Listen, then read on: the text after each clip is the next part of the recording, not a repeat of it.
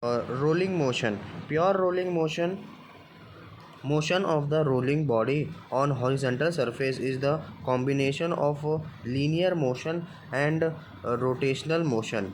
All points of rolling rigid body have same angular speed but different linear velocity. A body rolls on the surface when the different linear velocity a different linear velocity okay speed, okay, angular speed but different same angular speed but different linear velocity. A body rolls on the surface when the surface has friction. हाँ, जब surface पे कोई friction होगा तभी body roll करेगी. That is, torque will act on the rolling body due to the frictional force. Frictional force की वजह से रोलिंग बॉडी मतलब रोल करेगी due to frictional force. Assume that the disc rolls without slipping. हाँ, अगर हम लोग ऐसे एज्यूम करें कि डिस्क रोल कर रही है बिना कोई स्लिपिंग के, तो क्या होगा? When the point of contact of disc with the horizontal surface is at instantaneous rest, then rolling is said to be pure. हाँ, जब ना मतलब पॉइंट टू पॉइंट हो रहा है डिस्क के और हॉरिजॉन्टल सरफेस पे हो रहा है, जा रहा है, हाँ, इस इंस्टेंटेनियस रेस्ट. हाँ, रेस्ट पे है, मतलब वो बस घूम रहा है जगह पे ही, आगे नहीं जा रहा, तो उसको बोलेंगे प्योर रोलिंग. हाँ, the condition that pure rolling contact is instantaneous at rest requires VCM, okay, is equals to R omega. VCM is equals to R omega. VCM is equals to R omega. Now अब आगे ये है जगह पे बस घूम रहा है, ओके, और थोड़ा आगे भी जा रहा है शायद, देखते भी, अभी तो जगह पे सिर्फ घूम रहा है शायद. हाँ, then this means the velocity of point at the top of the disk V1 has a magnitude VCM plus R omega और 2 VCM. हाँ, R omega या फिर 2 VCM, okay, and is directed parallel to the level surface. ये level surface के कहाँ पे है? Level surface, directed parallel to the level surface. अब ट्रांसलेशन क्या होता है? ट्रांसलेशन,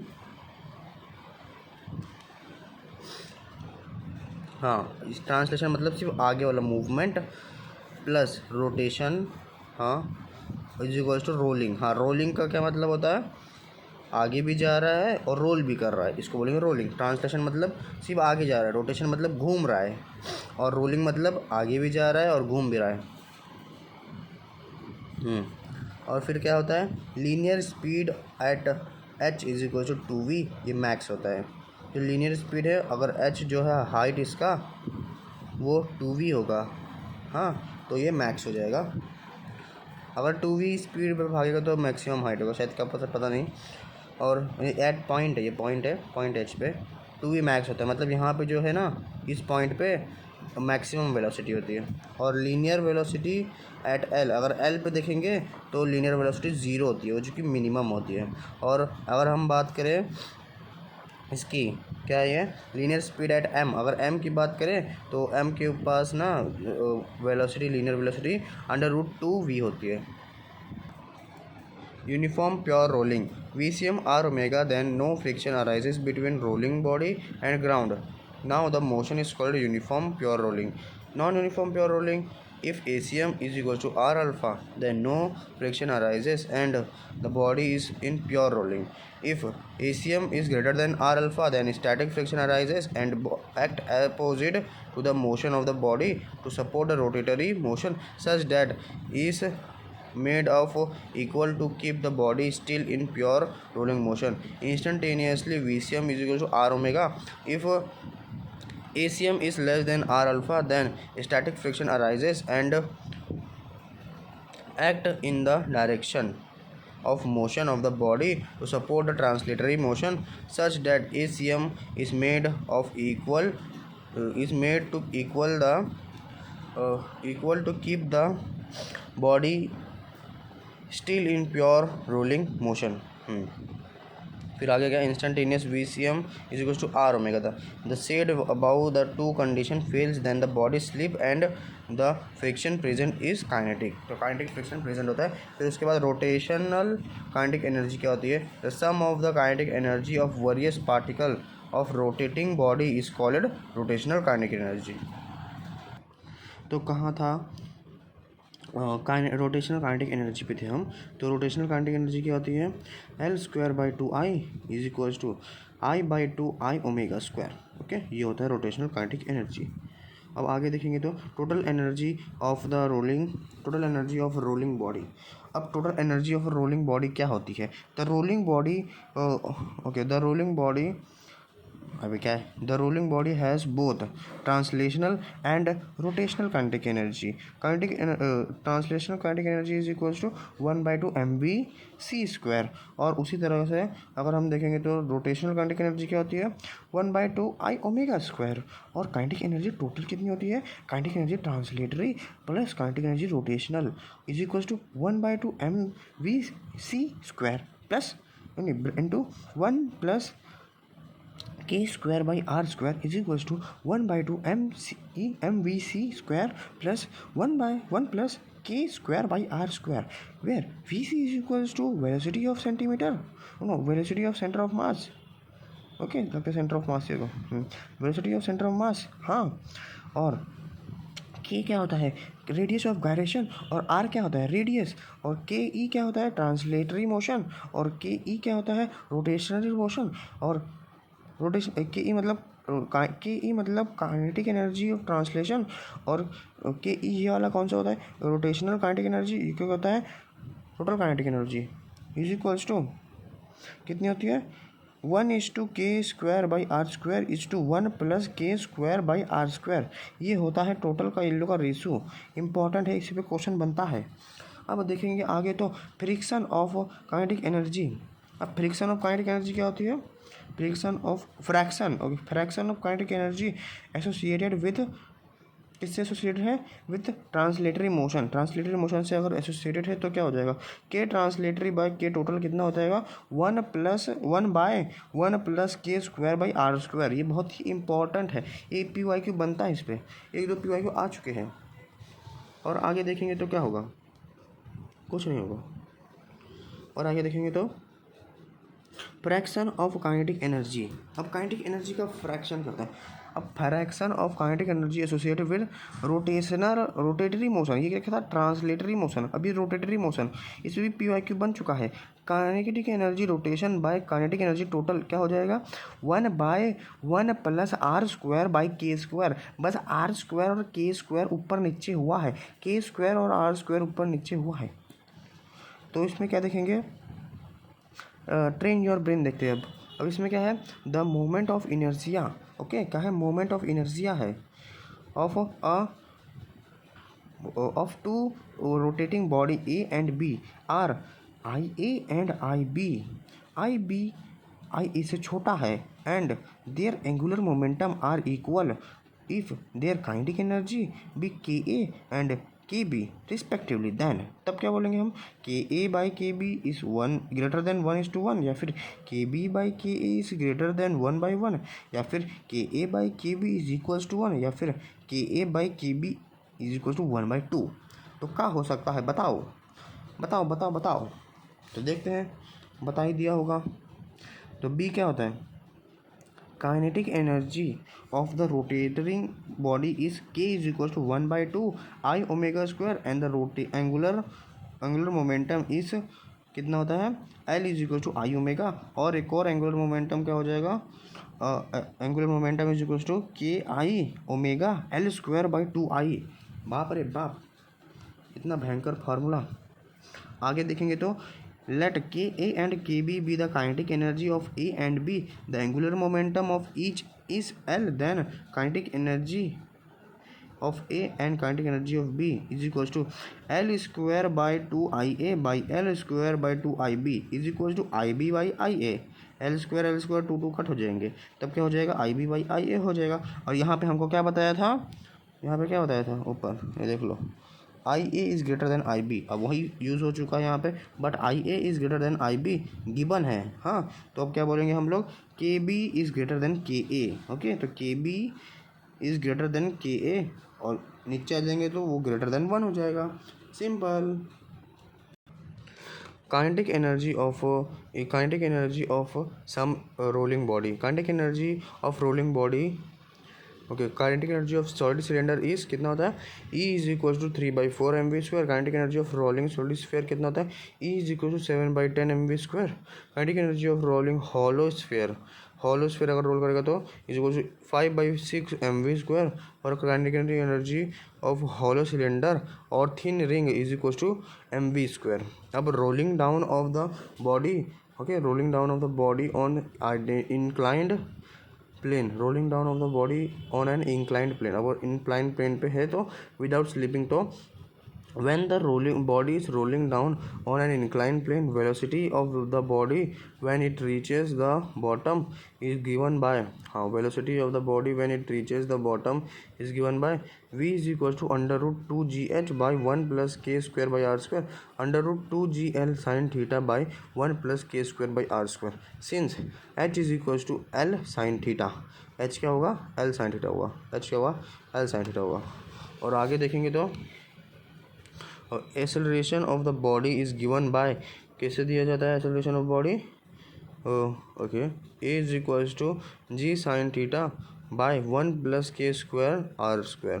और आगे देखेंगे तो the time taken by the body to reach the bottom is given by t is equals to under root 2l कहाँ है पता नहीं, h is equals to l sine theta, okay, 2l plus k square by r square और जी sine theta.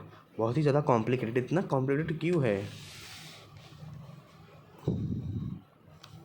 फिर क्या होगा आगे देखेंगे तो 2h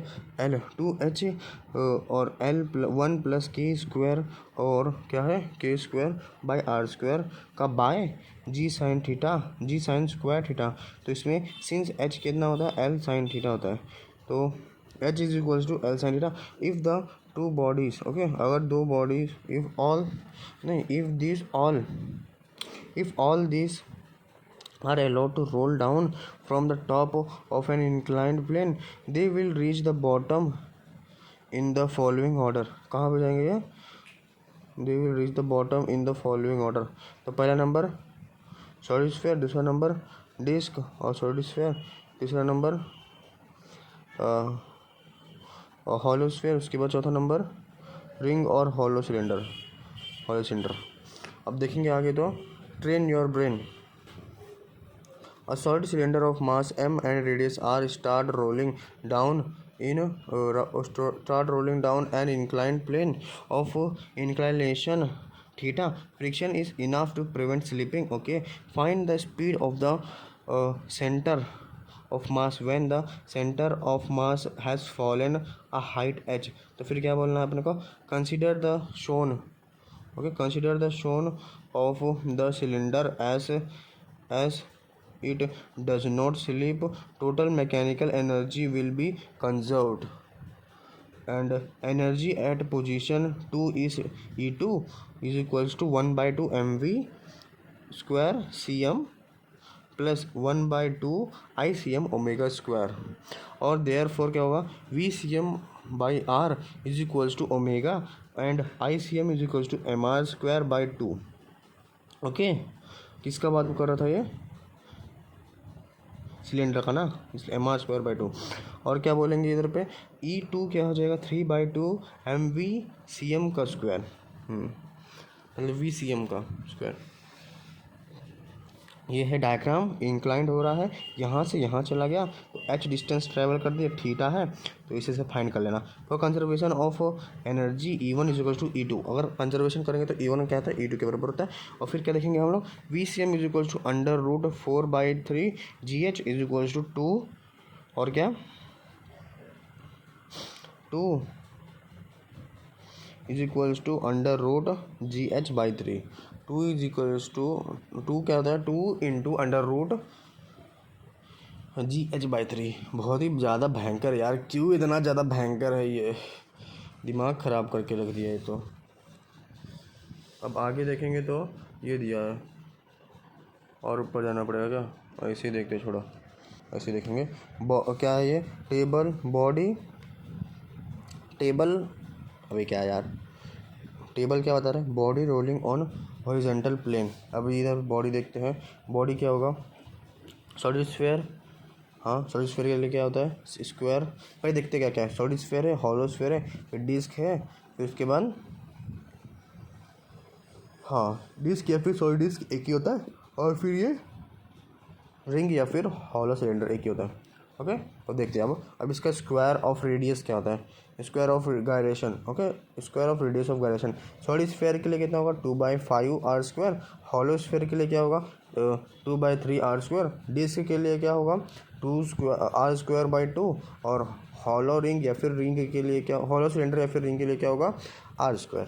और टोटल काइनेटिक एनर्जी के बारे में बात करें तो, और सॉलिड स्फीयर के लिए क्या होता है? सॉलिड स्फीयर के लिए 2/5, हॉलो स्फीयर के लिए 2/3, डिस्क या फिर सॉलिड सिलेंडर के लिए 1/2, और रिंग के लिए 1 होता है।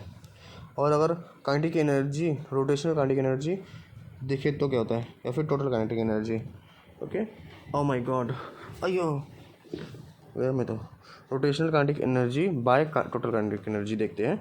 तो देखते क्या होता है, अगर सॉलिड स्फीयर के लिए बोला है तो रोटेशनल काइनेटिक एनर्जी या फिर टोटल काइनेटिक एनर्जी कितना हो जाएगा? सॉलिड स्फीयर के लिए rotational kinetic energy 2/7, hollow sphere के लिए रोटेशनल और बाय टोटल काइनेटिक एनर्जी क्या हो जाएगा?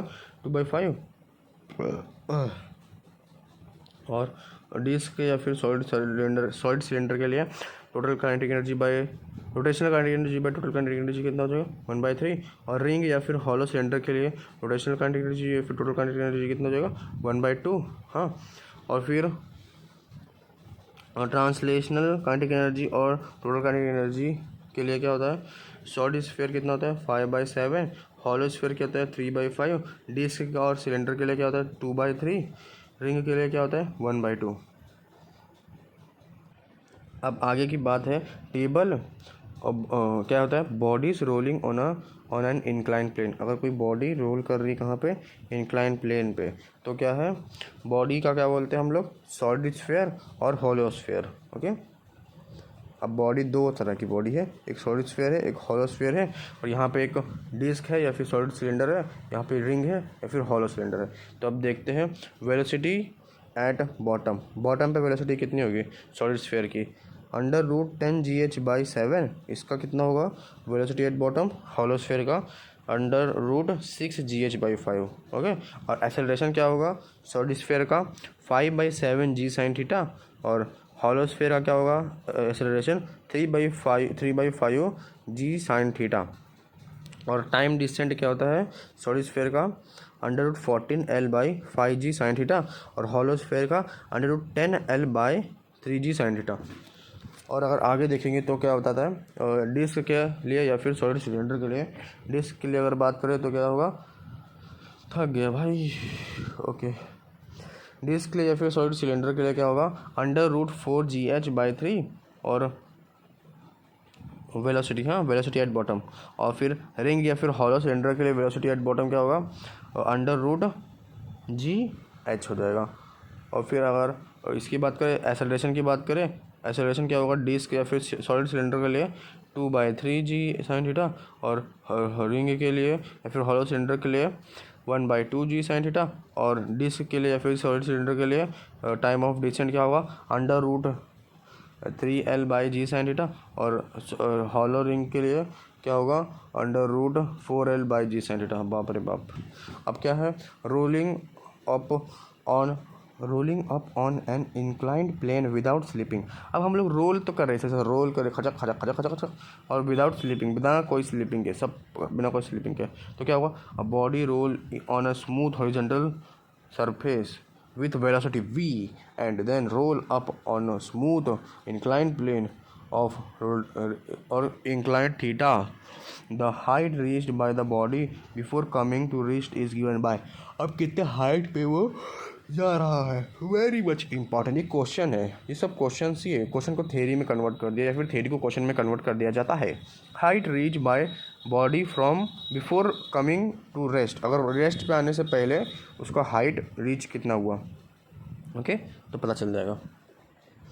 तो देखो कैसा निकालते हैं। Angular momentum of the rolling wheel is combined rotational and translation. Angular momentum of rolling wheel about an axis passing through the point of constant p and perpendicular to the plane of wheel। हाँ, तो क्या हो जाएगा, L is equals to L translation plus L rotation, मतलब angular momentum translation plus angular momentum rotation. तो L क्या हो जाएगा, ICM plus MR² omega is equals to IP omega, मतलब I परपेंडिकुलर एक्सिस थ्योरम वाला ओमेगा इंटू से multiply by omega. या फिर हम लोग लिख सकते हैं I is equals to M omega R² plus ICM omega, और उसी में ही हम लोग ओमेगा को कॉमन ले लेंगे, जैसे कि L is equals to ICM plus MR² into omega से कॉमन ले लिया। अब क्या हो जाएगा, IPM इंटू ओमेगा। बकवास।